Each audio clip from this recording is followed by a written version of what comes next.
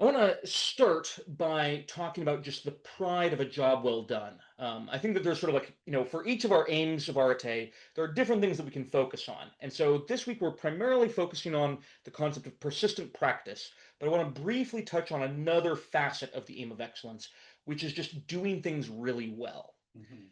Um, when you do something actually right, and to be clear, I don't mean perfect, because again, we don't believe in perfect here in this religion, but when you do it right, when you do it well, when you do it with excellence, there is something really intrinsic about that that you will feel proud of. And we could, try to dissect exactly why that is, but the most important thing to know is just that it is true, that when you do a job well, you feel good. And that's reason enough to pursue this aim, right? Is just to chase that feeling of competence, that feeling of confidence, that feeling of having pride in the work that you have put in to achieve that result. Also, excellence matters. That doing a job well makes a difference for yourself and everyone around you. We talked about this a little bit last week with the aim of cleanliness, that there's a difference between just having slightly dusted something and having actually gotten it clean. You can wipe a thing one time, you can rinse it off in the sink one time, and still have gunks of food on there, right? So just because you've put in a little bit of effort doesn't mean that you've gotten the benefit yet. You have to do it well to get the benefit. But then once you do it well, now you have an actually clean dish that you feel comfortable eating off of or offering to a friend to eat off of, right?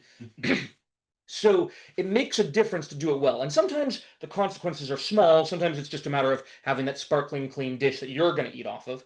But other times it really matters actually for society that you've planned and organized an event well, Mhm. that you have thought carefully about who you're voting for, that you have set up a system to be accessible to those with some sort of disability. Whatever the case may be, doing the job well sometimes really matters. And this is why I think that Artanianism is something that will be instrumental for mankind, for humankind in the future, is that if we can get more people living their life well, then maybe that will gradually, create things just to be just that little bit better for the other people, for people who aren't even Aratan, that now they have a little bit more bandwidth because you did a good job.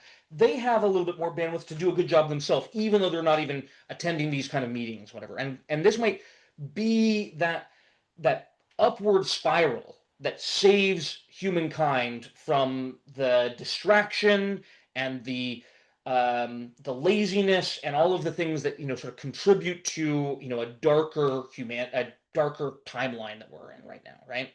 So I really believe that it matters to do it well. I'm going to quote.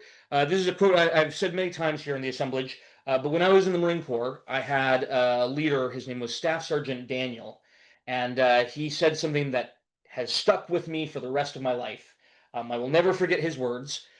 The words of Staff Sergeant Daniel are, "You can either do it right or you can do it again."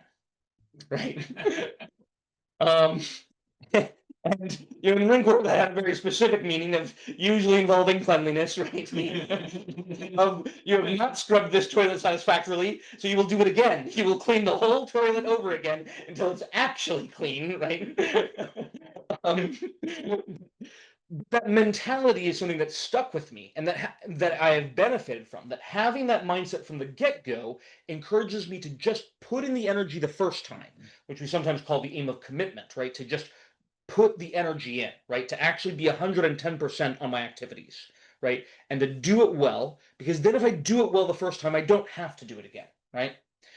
So now I want to segue from this idea of the intrinsic value of doing things well, and that being part of the aim of excellence, to this idea of skill building that we're focusing on, and this idea of persistent practice that we're going to work on this week.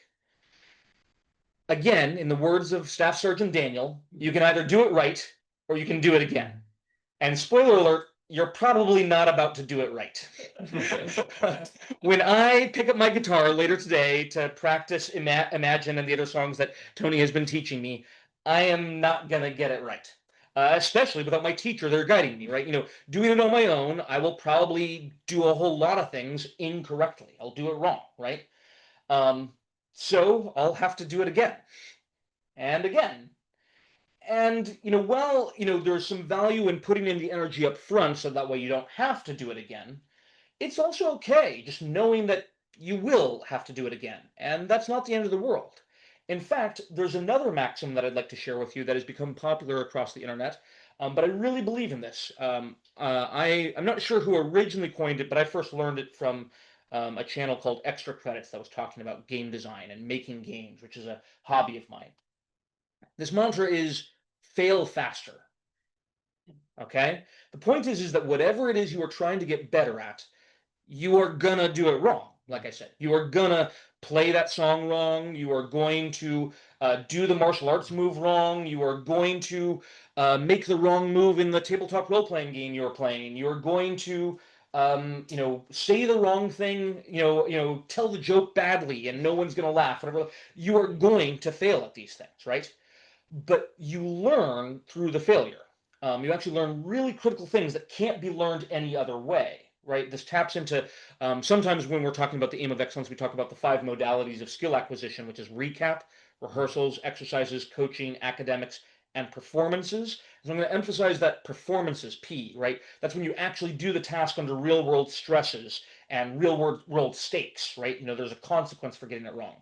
There are things that you learn from performing that you simply can't learn by exercises, coaching, rehearsals, or academics, right?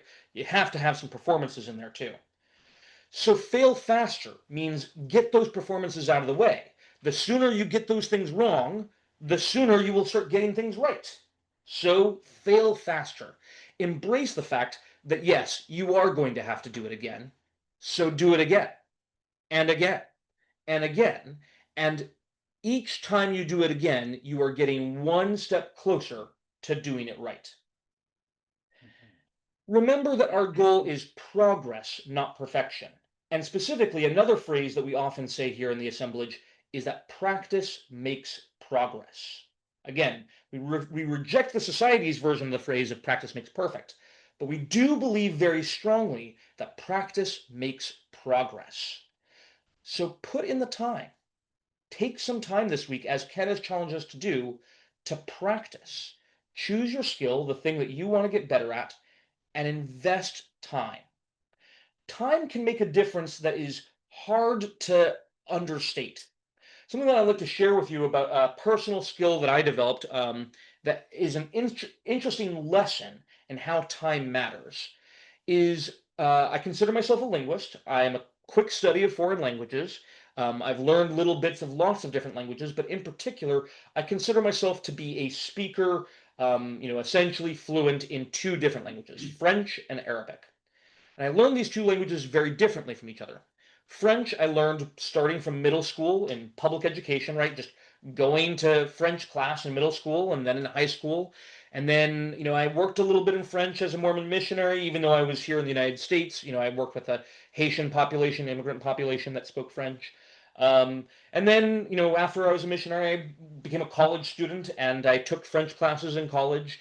And so this was this very long, it actually was really more than a decade long process of learning French.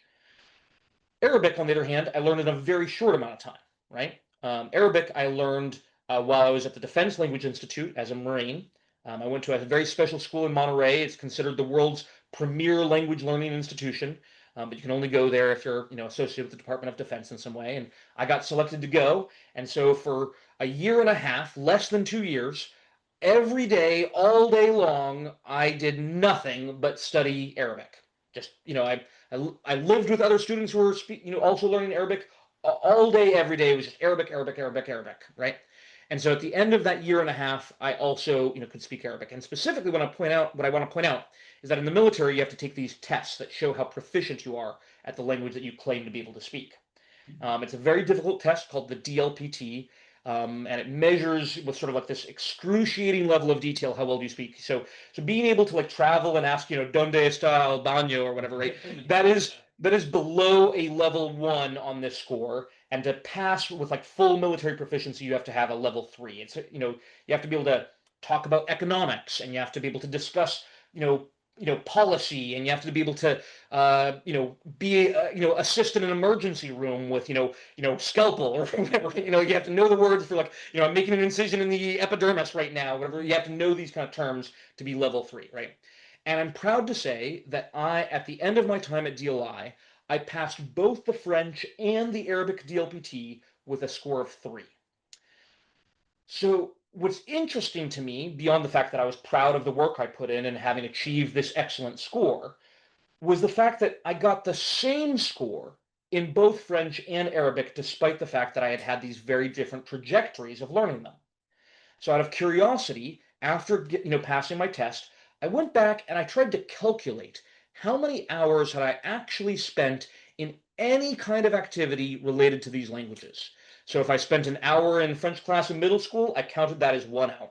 If I spent an hour talking to someone as a Mormon missionary in French, I counted that as 1 hour.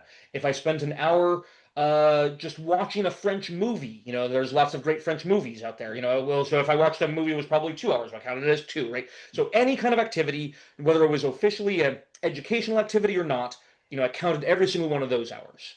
And then I did the same thing for my time in Arabic. Mm-hmm. And interestingly, the number for both was 2,000 hours. Give or take, right? I'm sure it probably wasn't 2,000 exactly. It was probably 1,996 or whatever, right? Okay. Point is that for both of these, it was the same amount of time spent in these activities. And that helped open a door in my mind to realize that if you want to get to that level of full proficiency, and there's still more to go, 10,000 hours to mastery, but if you want to get to full technical proficiency, you probably have to spend 2,000 hours in that activity. And you can do it fast, like I did at DLI, or you can do it slow, like I did through my middle school to college education, right? But either way, you're going to need to spend those 2,000 hours working on that skill one way or another, whether it's a class or whether it's just an exercise or whether it's just plinking around having fun, right? Whatever it is that you're doing, you're going to need to spend time to get better at this. Yep. All right, I've rambled long enough, but I think that you understand my point. The point is that excellence is worthwhile on its own merits, to just do things well for its own sake and for the sake of everyone around you and even the entire world. It matters to do things well. And given that, it's valid to say that you can either do it right or you can do it again. But you're gonna do it again, so fail faster. Start putting in the time. Get to those 2,000 hours starting this week. Accept Ken's challenge to practice every single day this week. Even if you don't practice for a full hour, at least do something that is designed to improve your skill at that task every single day this week. And let's help each other hold ourselves accountable, do this as a community. Mm-hmm. I believe that we really can be excellent, that we can have the aim of excellence, where even if we're not a master of everything, we do things well. And actually, we are a master of maybe kind of a lot. We can be badasses. And that's really what I want to see. I want to see a whole community of people who are out there shining, setting an example of what it means to live greatly. Let's do this. Let's practice. Let's get excellent. And above all, let's be excellent to each other and party on.